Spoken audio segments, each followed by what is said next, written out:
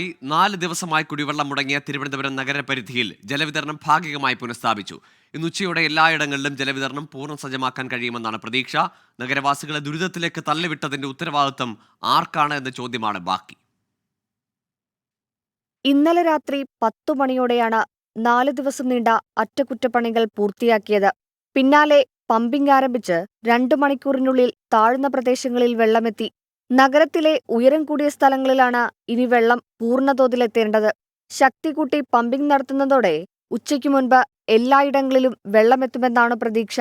അവസാന പരാതി പരിഹരിക്കും വരെയും നഗരസഭയുടെ നേതൃത്വത്തിൽ ടാങ്കറിൽ വെള്ളമെത്തിക്കുമെന്ന് നേരത്തെ മേയർ ആര്യ രാജേന്ദ്രൻ വ്യക്തമാക്കിയിരുന്നു. തിരുവനന്തപുരം നാഗർകോവിൽ റെയിൽപാത ഇരട്ടിപ്പിക്കലിന്റെ ഭാഗമായാണ് ജലവിതരണം പ്രതിസന്ധിയിലായത്.